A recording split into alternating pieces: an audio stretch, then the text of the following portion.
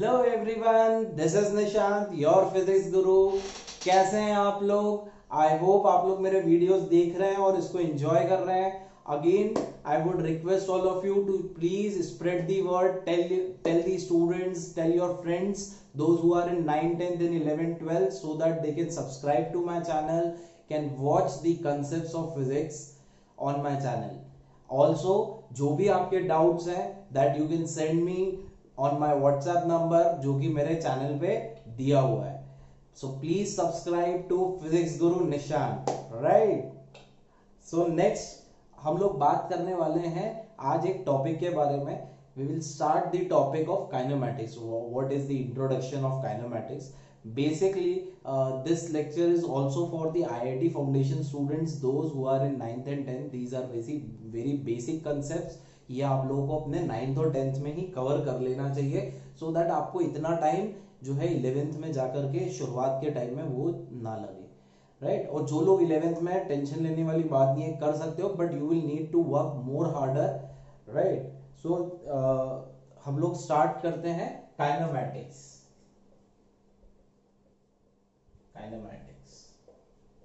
सो kinematics basically आया कहां से, है ना? तो काइनेमैटिक्स जो है, मैं बोलूंगा ये एक मैकेनिक्स का पार्ट है ना? मैकेनिक्स का पार्ट है. तो what is mechanics? Mechanics is basically the dynamics of macroscopic bodies, है ना? Dynamics of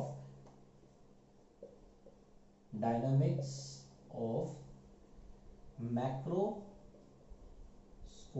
bodies.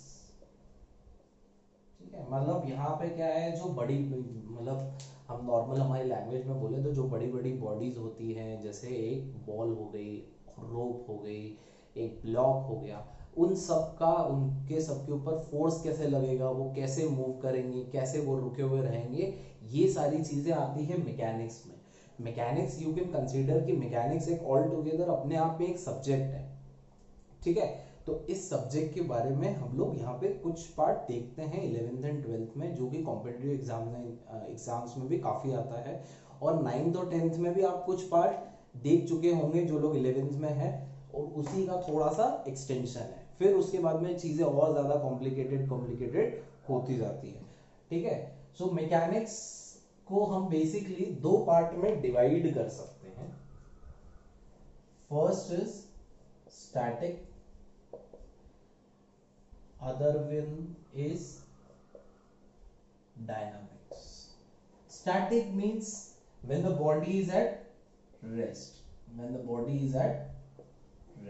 Static means when the body is at rest. Okay, ये हम बात रहेगी स्टैटिक की. Dynamics when the body is moving, है ना? when the body is moving. So basically क्या है कि हम मैकेनिक्स की जब हम बात करेंगे तो हम बॉडी या तो वो रेस्ट पे होगी या मूव कर रही होगी, तो ये दोनों पार्ट को जो है हम मैकेनिक्स में देखते हैं, डील करते हैं. अब आप बोलोगे सर रुकी हुई बॉडी के ऊपर क्या डील करना? अरे ऐसा भी तो हो सकता है कि एक बॉडी है, उसके ऊपर हम फोर्स लगा रहे हैं बट वो आगे मूव नहीं कर रही है, तो बट वहां पे कुछ ना कुछ तो एक्टिविटी हो रही होगी, कुछ ना कुछ तो एनालिसिस कर सकते हैं. ठीक है, तो वो सारा एनालिसिस आता है स्टैटिक पार्ट में. दूसरा है डायनामिक्स पार्ट. डायनामिक्स पार्ट में क्या होता है कि बॉडी जो है वो आगे की तरफ मूव कर रही होती है ना? आगे पीछे या मतलब किसी भी डायरेक्शन में वो मूव कर रही होती है, तब हम डायनामिक्स पार्ट को देखते हैं. डायनामिक्स पार्ट को मैं दो फर्दर क्लासिफिकेशन में डिवाइड कर सकता हूं. First one is kinematics and second one is kinetic.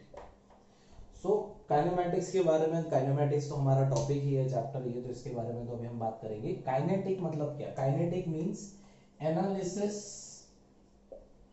Of body motion, analysis of body motion with considering the cause of motion, with considering the cause of motion. ठीक है, kinetic में क्या होता है कि हम कॉज ऑफ मोशन को लेते हुए बॉडी को एनालाइज करते हैं. ठीक है, अभी कॉज ऑफ मोशन के ऊपर मैं आ रहा हूं. ठीक है। काइनेमैटिक्स की अगर मैं बात करूं तो काइनेमैटिक्स क्या होता है? Kinematics will be the analysis of bodies motion, analysis of bodies motion without considering the cause of motion, without considering the cause of motion। हम cause of motion के बारे में बात ना करते हुए सिर्फ हम उसकी क्या करेंगे, जो वो आगे चल रहा है या जो उसका मोशन हो रहा है उसको हम एनालाइज करेंगे। मतलब क्या है कि अगर कोई बॉडी चल रही है तो वो कुछ ना कुछ डिस्टेंस कवर करेगी, कुछ ना कुछ डिस्प्लेसमेंट होगा, कुछ ना कुछ उसकी स्पीड आएगी, कुछ ना कुछ उसमें एक्सेलरेशन होगा, कुछ ना कुछ उसकी वेलोसिटी आएगी। वो सारा पार्ट किस में आता है? काइनेमैटिक्स में आता है। ठीक है। सो अभी जैसा कि मैंने आपको बोला था कि कॉज ऑफ मोशन बताता हूं, तो कॉज ऑफ मोशन का क्या मतलब है? कॉज ऑफ मोशन का मतलब है अगर मान लो कोई बॉडी ऐसे रखी हुई है, ठीक है, और ये इसको मोशन में आना है, मोशन में आना है तो कुछ ना कुछ तो कॉज होना पड़ेगा तभी वो मोशन में आएगी। ऐसा तो नहीं अपने आप रखी हुई अपने आप चलने लग गई। कॉज ऑफ मोशन क्या होता है? कॉज ऑफ मोशन होता है फोर्स जो हम इसके ऊपर लगाएंगे, जो जिसकी वजह से ये आगे की तरफ मूव करने लग जाएगा, right? The force that we will be applying on the body which will make it to move, that will be the cause of motion, right? And that we will be understanding in the kinetic part. We will not be discussing, we will not taking into consideration in the kinematics part. Okay, in kinematics part we will only see what is the distance, what is the displacement, speed, velocity, acceleration, its motion analysis, but not the force part। ठीक है, समझ में आया? तो देखो अभी kinematics में हम कुछ टर्म्स डिफाइन करते हैं। ऑब्वियसली देखो इंट्रोडक्शन थोड़ा सा थ्योरेटिकल ज्यादा होता है, होता क्या है पहले वो चीज समझना था हमें, है ना? अब इसके कुछ टर्म्स डिफाइन करेंगे तभी तो कुछ बता पाएंगे कि हाँ इसका क्या डिस्टेंस हो रहा है, क्या डिस्प्लेसमेंट हो रहा है। So the next is terms related to kinematics. Terms related, so first term that we will be discussing will be distance। ठीक है, obviously यार आप लोगों ने ये बात सुनी होगी, कोई टेंशन वाली बात नहीं है। डिस्टेंस, डिस्टेंस क्या होता है? Distance is the length of the path, length of the path covered by the body, length of the path covered by the body। ठीक है, it is always increasing, it is always increasing।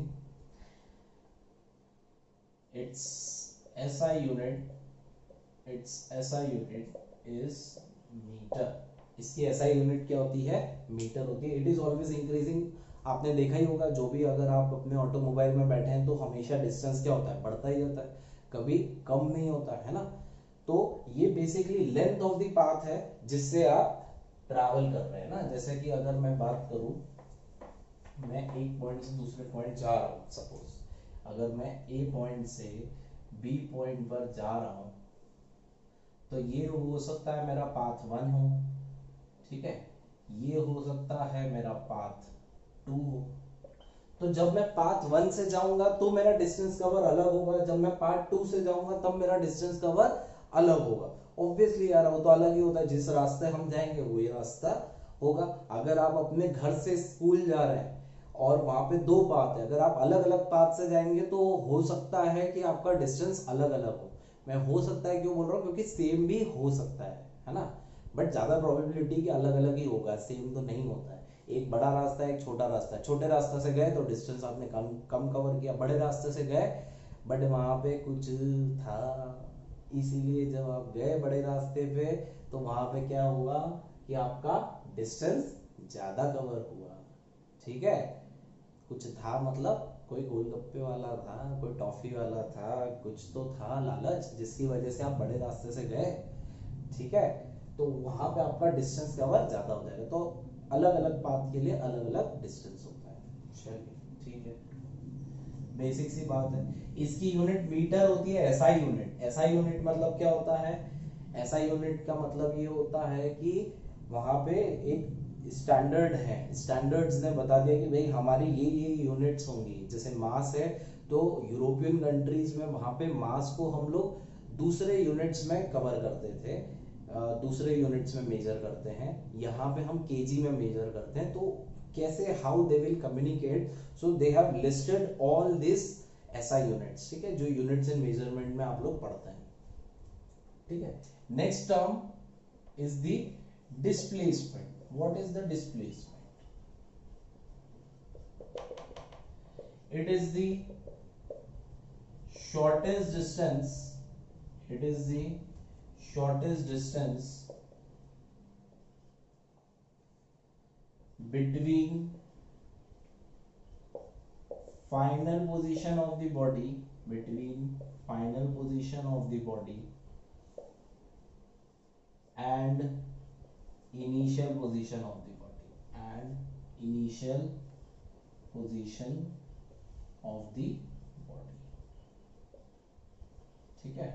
ये होता है shortest distance between the final position of the body and initial position of the body. It is a vector quantity, it is a vector quantity.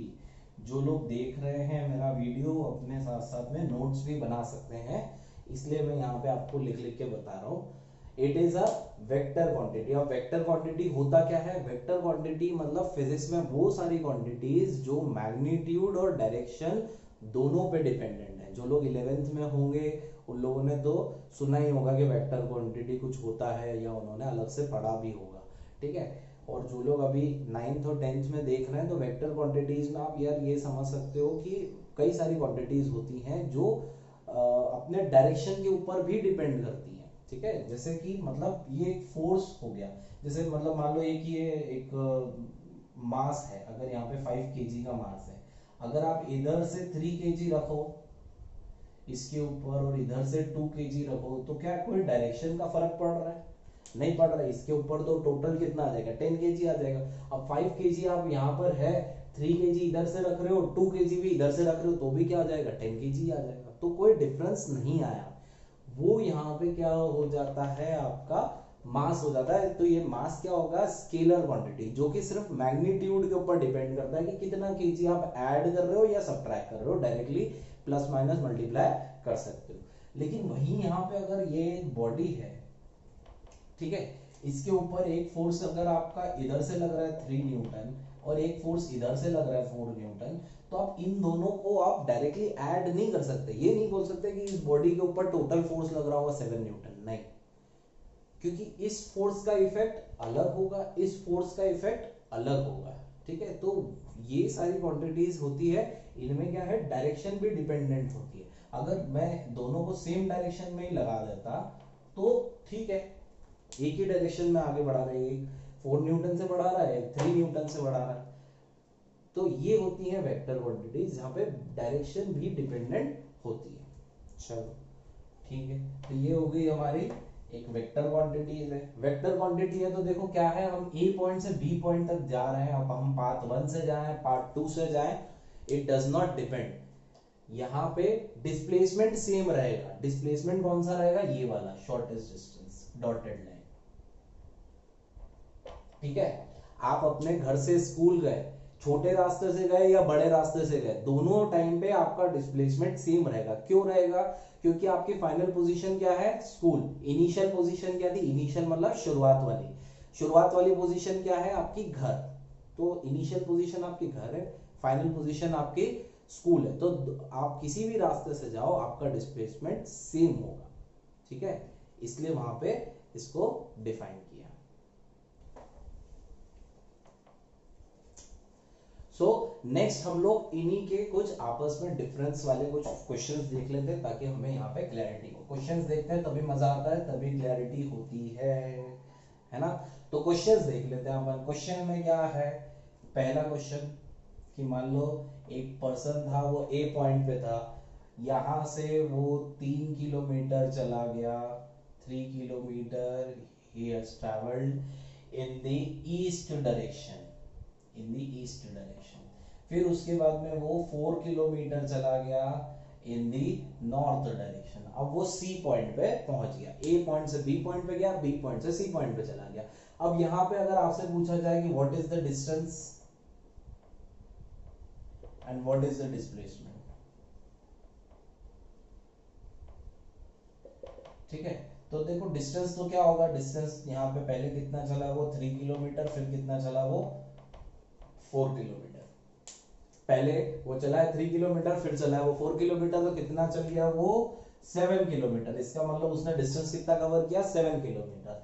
लेकिन अगर मैं यहाँ पे displacement की बात करूं तो डिस्प्लेसमेंट ये होगा शॉर्टेस्ट पाथ, ये जो डॉटेड वाली लाइन दिखाई है एसी वाली लाइन, ये हमारी क्या होगी डिस्प्लेसमेंट होगी। ये क्या है राइट एंगल ट्राइंगल है, 90 डिग्री बना रहे हैं, राइट एंगल ट्राइंगल है 90 डिग्री बना रहे हैं, तो ये यहाँ पे क्या होगा आपका, हम पाइथागोरस थ्योरम लगा सकते हैं। पाइथागोरस थ्योरम क्या बोलता है, पाइथागोरस थ्योरम अगेन जो लोग छोटी क्लासेस में उनको शायद नहीं पता होगा इसलिए बता देता हूँ थोड़ा सा, कि ये हाइपोटेनियस होता है ना, ये वाला साइड, साइड को इसको बोलते हैं बेस, इसको बोलते हैं परपेंडिकुलर, ठीक है, इसे बोलते हैं परपेंडिकुलर, इसे बोलते हैं बेस, इसे बोलते हैं हाइपोटेनियस। तो यहाँ पे क्या हो जाता है, पाइथागोरस थ्योरम बोलता है कि hypotenuse square will be equals to base square plus perpendicular square, base square plus perpendicular square.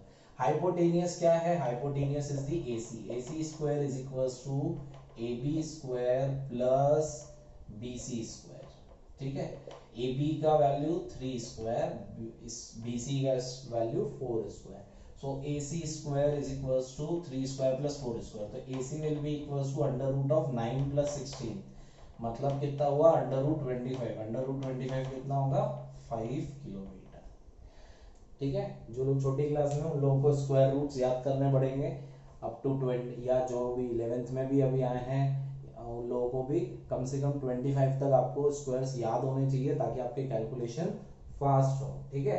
So displacement कितना मिल गया, डिस्प्लेसमेंट यहाँ पे मिल गया 5 किलोमीटर। इस टाइप के क्वेश्चंस पूछे जा सकते हैं यहाँ पे 8, 17 है ना, वो सारे पेयर्स अलग अलग हो सकते हैं, आपको निकालना आना चाहिए। चलिए ठीक है, बेसिक क्वेश्चन, बेसिक है एकदम।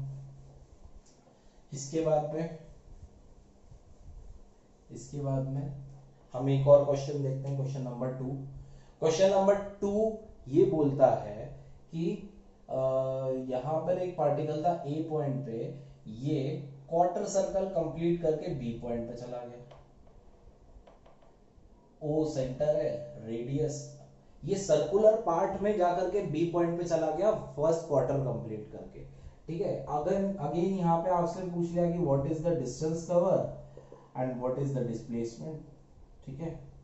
तो देखो यहाँ पे मेरे लिए डिस्प्लेसमेंट निकालना ज्यादा इजी है। डिस्प्लेसमेंट क्या होगा, दिख रहा है ये वाली डॉटेड लाइन, ये वाली डॉटेड लाइन क्या होगी, A B line will be the displacement. अब ए बी लाइन कितना होगा, A B line will be r√2, ठीक है। डायरेक्टली बोल सकता हूं कैसे निकला, अगेन ये क्या है हाइपोटेनियस है, ये क्या है बेस है, ये क्या है परपेंडिकुलर है, so this will be r square plus r square under root of, है ना, hypotenuse will be equals to under root of base square plus perpendicular square, ठीक है। और वो उनकी दोनों की वैल्यू कितनी है r, तो ये कितना हो गया r स्क्वायर 2 मल्टीप्लाइड बाय 2 का under root, this will be equals to r√2 metre, ठीक है। तो डिस्प्लेसमेंट तो काफी सिंपल है।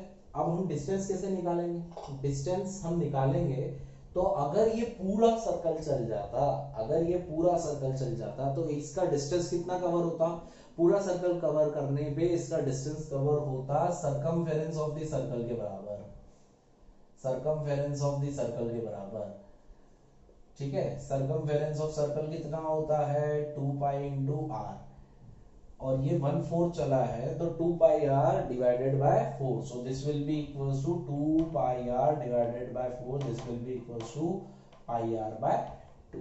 सो in this case the distance जो इसने कवर किया है वो कितना है पाई r बाय 2, डिस्प्लेसमेंट इसने कितना कवर किया है r√2 मीटर, तो ये यहाँ पे इनके बीच में डिस्टेंस है या डिफरेंस है, ठीक है। वैसे ही अगर मान लो सिमिलरली इसी केस में अगर ये सेमी सर्कल कवर कर लेता, डायग्राम थोड़ा सा गंदा हो गया है, बट अगर ये सेमी सर्कल कवर कर लेता तो क्या होता, सेमी सर्कल अगर ये कवर कर लेता तो यहाँ पे इसका डिस्टेंस कितना कवर होता है, distance will B circumference divided by 2, circumference divided by 2। Displacement कितना होता है, displacement will be the shortest path, shortest path क्या होगा, ए ओ सी, ये वाली कॉर्ड दिख रही है ना, ये भी r के बराबर है, ये भी r के बराबर है, तो डिस्टेंस कितना कवर होता, 2r। ठीक है, सिंपल, बहुत सिंपल। वैसे ही 3/4 का आप लोग करके देखिएगा कि अगर 3/4 उसने कवर कर लिया तो डिस्टेंस कितना होगा, डिस्प्लेसमेंट कितना होगा। अगर इसी में मैं पूछूं कि इसने पूरा अगर एक सर्कल कवर कर लिया तो क्या होगा, पूरा सर्कल यहां से चालू हुआ, एक सर्कल में जा रहा है, वापस यहां आ गया, तो क्या होगा बताइए। हाँ, यहाँ पे डिस्प्लेसमेंट विल बी 0। क्यों 0, क्योंकि इसका फाइनल पोजीशन और इनिशियल पोजीशन क्या है, सेम। आप घर से स्कूल गए, स्कूल से वापस घर आ गए, आपका डिस्प्लेसमेंट 0, क्योंकि आपकी initial position final position same है। ठीक है, तो डिस्प्लेसमेंट विल बी 0। डिस्टेंस कितना होगा, distance will be equal to circumference of the circle, वो कितना होगा, 2 पाई इंटू आर। ठीक है, बात समझ में आ रही है। तो इस टाइप से आपसे प्रॉब्लम्स पूछ सकता है। चलो एक थोड़ा सा अपन हाई लेवल पे जाते हैं, वेक्टर्स वगैरह को यूज करते हुए एक क्वेश्चन लेते हैं। ठीक है, यहाँ पे जिन लोगों ने वेक्टर्स नहीं पढ़ा है तो थोड़ा सा देख सकते हैं या रुक जाइएगा, मैं पढ़ा दूंगा। So question number 3, if a point, if a particle moves from 1,1,4 to 2,4,3, write its displacement vector।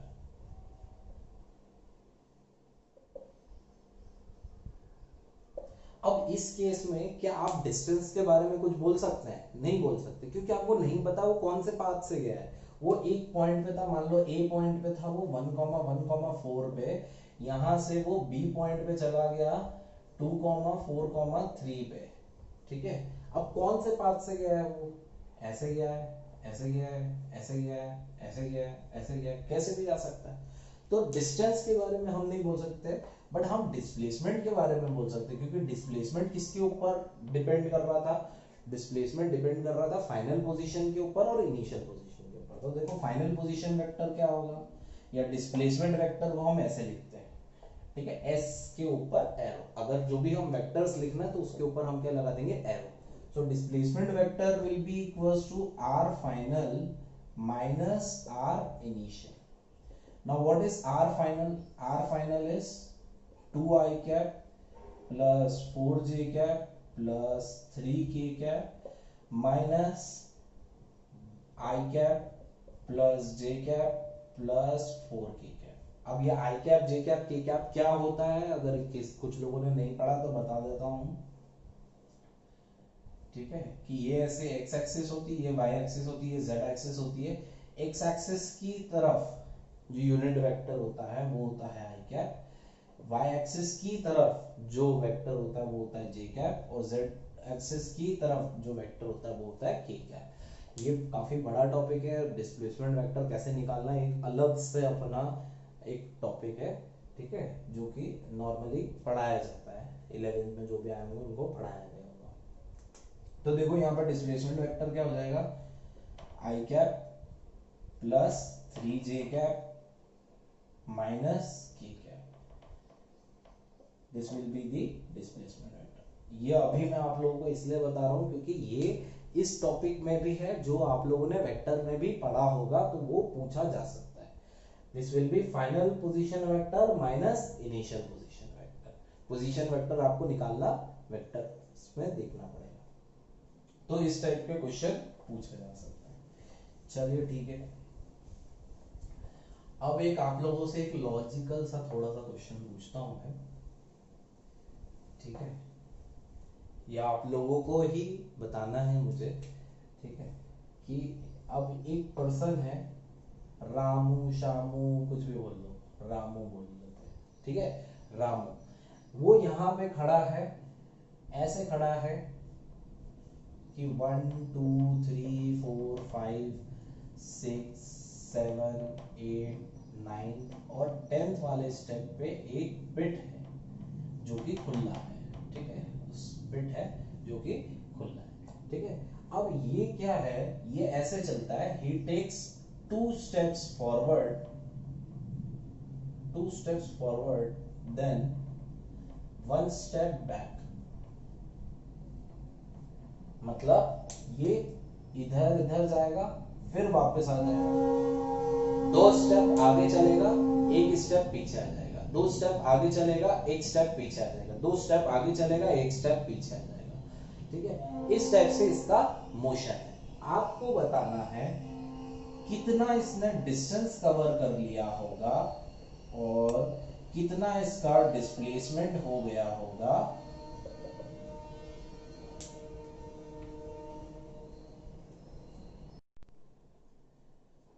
यहाँ पे आपको मुझे बताना है कि ये जो रामू है ये जब पिट में गिर जाएगा, है ना, तब इसका कितना डिस्टेंस कवर कर लिया होगा और कितना इसने डिस्प्लेसमेंट कवर कर लिया होगा, आपको मुझे ये बताना है इन टर्म्स ऑफ स्टेप्स, ठीक है। कितने स्टेप्स उसने कवर कर लिए होंगे इन टर्म्स ऑफ डिस्टेंस, मतलब डिस्टेंस में उसने कितने स्टेप्स कवर किए होंगे, डिस्प्लेसमेंट में कितने स्टेप्स करे होंगे। तो ये आप लोग करेंगे, मैं अपने नेक्स्ट वीडियो में इसको डिस्कस करते हुए स्टार्ट करूंगा, ठीक है स्टूडेंट्स, समझ में आ रहा है। And I hope you are enjoying, और जो भी आपके डाउट्स हैं, जो भी कुछ कमेंट्स हैं, जो भी आपको लगता है मेरे लिए फीडबैक है वीडियोस के रिकॉर्डिंग के रिगार्डिंग, आप लोग कमेंट में बता सकते हैं, right. Thank you, bye bye.